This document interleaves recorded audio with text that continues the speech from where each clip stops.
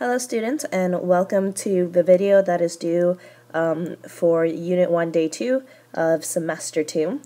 This is on wavelength, frequency, and speed of mechanical waves. Please make sure that you check the date on which this is due. Make sure you look at my Weebly to make sure that you're doing the correct video. So first things first, we talked about mechanical waves on the first day of the unit. We defined it as a mechanical wave is a wave that requires a medium. Wave, the definition of which is something that transfers energy, and a medium being a physical substance. The first type of mechanical wave that we learned about was the transverse wave, and that's when particles move perpendicular to a wave. So if we look at this diagram down here, and if we were to, for example, put a blue dot right here, what we can see is that this dot would actually just move up and down. So even though in this case the overall wave would be moving to the right, that was a terrible arrow, sorry, to the right, what we actually want to focus on is the fact that this one particle goes up and down, which is perpendicular to the wave, right? So this is going up and down, this is going left to right, and so those create an L shape or a perpendicular movement. Now, within a transverse wave, there are two things that we need to know right off the bat. The first thing is a crest, and a crest right here is this top part of the wave. And the definition of a crest is where there is max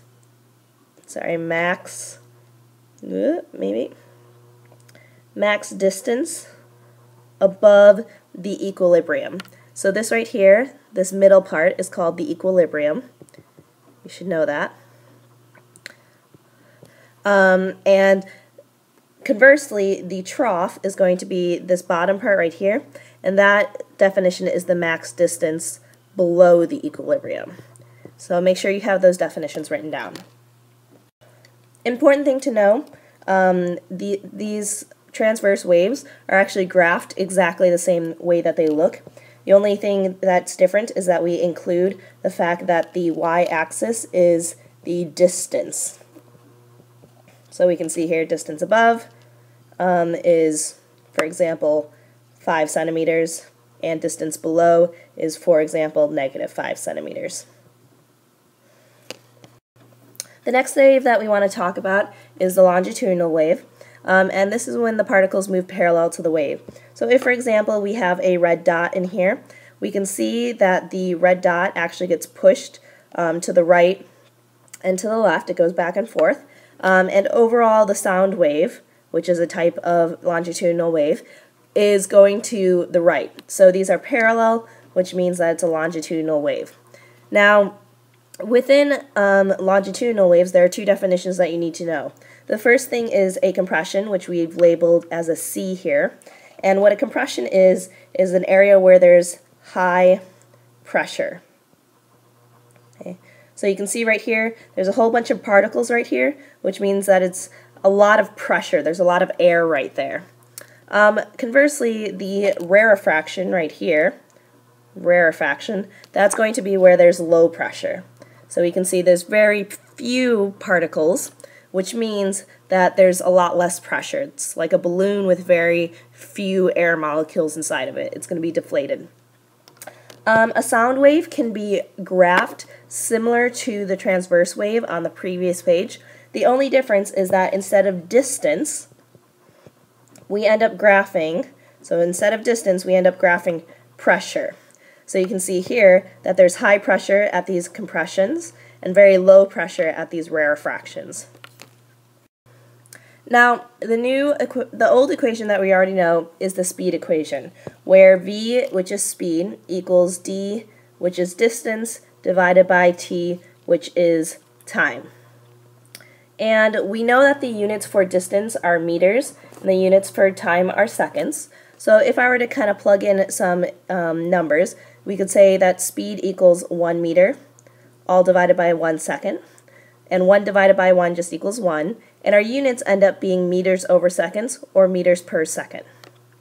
So we're going to need to get the same kind of units for the wave equation as well. First thing we need to know, though, is there's kind of different things we're looking at. So instead of distance, we have wavelength, which right here you can see this upside down y, that is wavelength, which is measured in meters.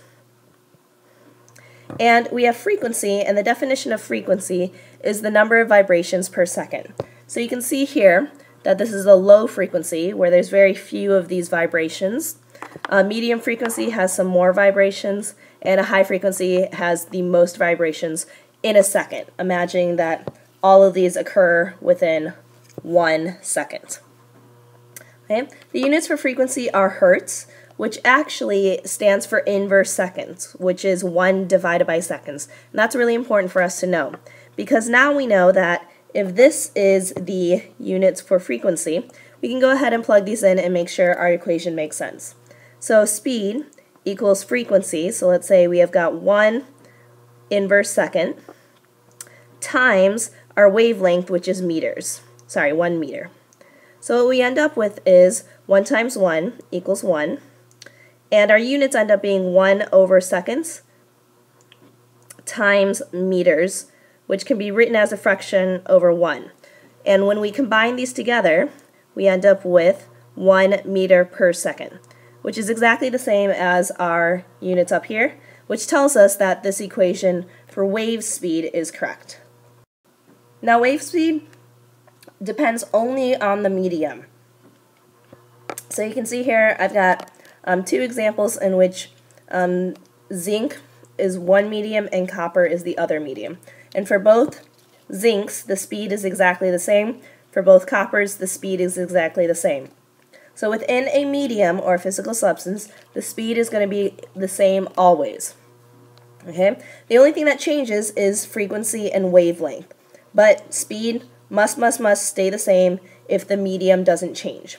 So we can see here that we've got an example where speed is 3.5 meters per second, equal to our frequency, which is 2 hertz, times our wavelength, which is our question mark here.